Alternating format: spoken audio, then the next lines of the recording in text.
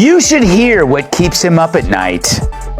This is what keeps me up at night. I don't understand how my fellow Americans, I don't even understand how this election is close. And yes, I'm voting for you, but I would also vote for that wall over there. Well, he's half right. We do need a wall. You know, to keep out gang members, fentanyl dealers, human traffickers, and Anna Navarro. What's funny, though, is that Stern actually thought that was a compliment. Stern has become such a wussified sycophant, he doesn't realize that telling Kamala that he'd vote for a wall is telling her that he knows she's as dumb as one.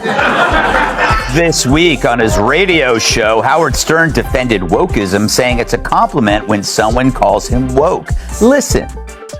If woke means I can't get behind Trump, which is what I think it means, or that I support people who want to be transgender, or I'm for the vaccine, dude, call me woke as you want.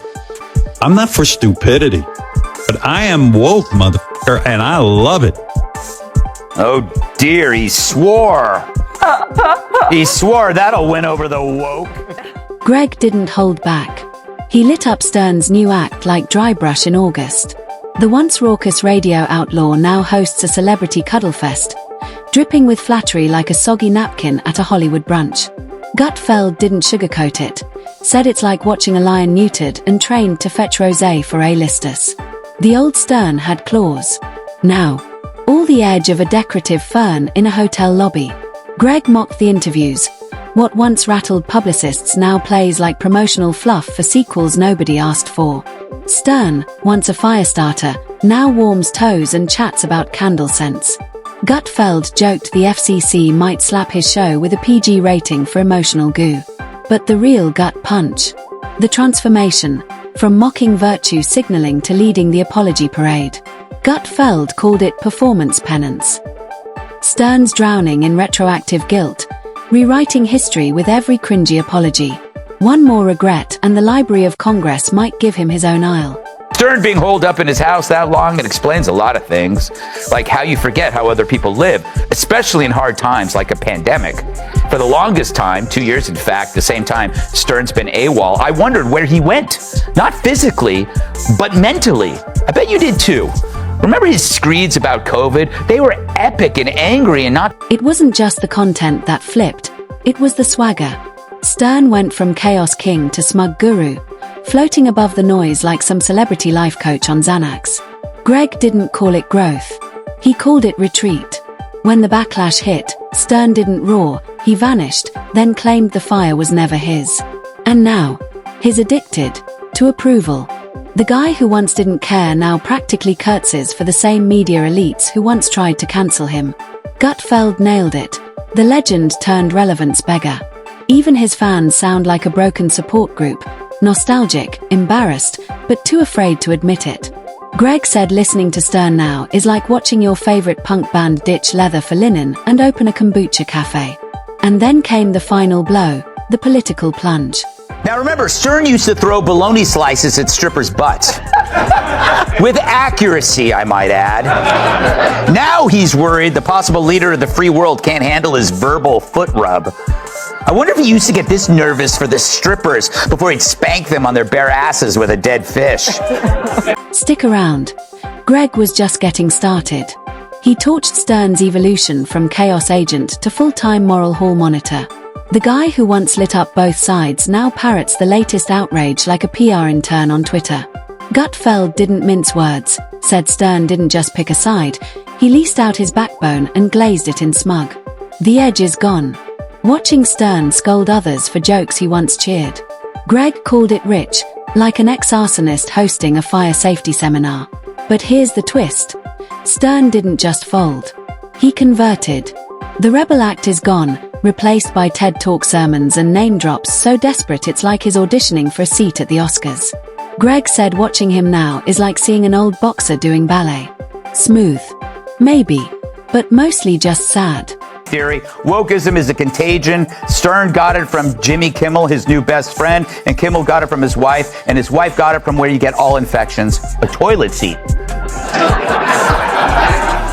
Kat, I find that his definition of wokeism is very simplistic. I mean, it's like, it's not about COVID jab. Greg didn't jab, he gutted. Questioned whether Stern ever stood for anything real, or if it was all just rebellion cosplay with good timing. Maybe he was never the truth slayer, just a shock merchant in a leather jacket.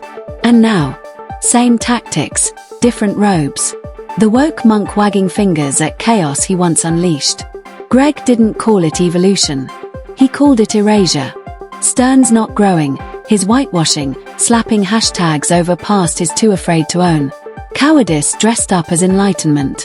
He didn't confront his legacy. He ran from it, and mocked those still brave enough to speak raw. The pivot wasn't brave. It was safe.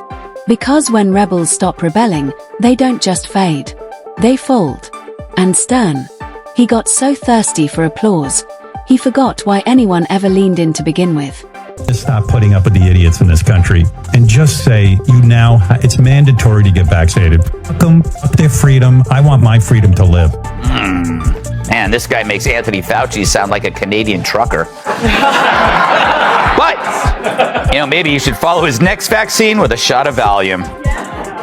But it's weird. He went from ridiculing the man to becoming him.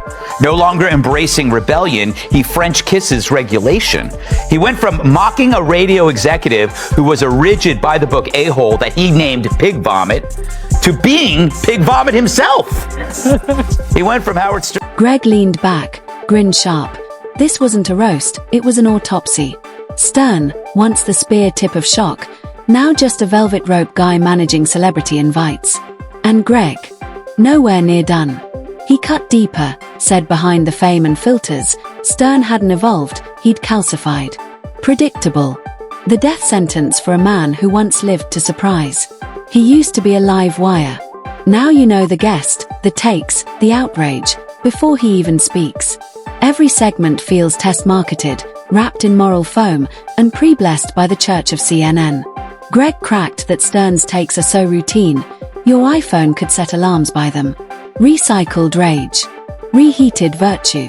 All served from a plush studio cocoon stuffed with ego, guilt, and enough preachy fluff to choke a podcast in turn. Howard went from getting people to fart songs out of their butt to commiserating with the super wealthy about the evils of Trump, who was a guest on Howard's show many times. But I get it now. He's got new friends and they bring new views. It's celebrity peer pressure. But the fact that he hasn't left his house in 2 years means that his views are BS. He was in a happy self-imposed lockdown with everything. Mansion on the beach, limitless options for food and entertainment. That's not real life. That's a 2-year all-inclusive vacation at Sandals Royal Barbados.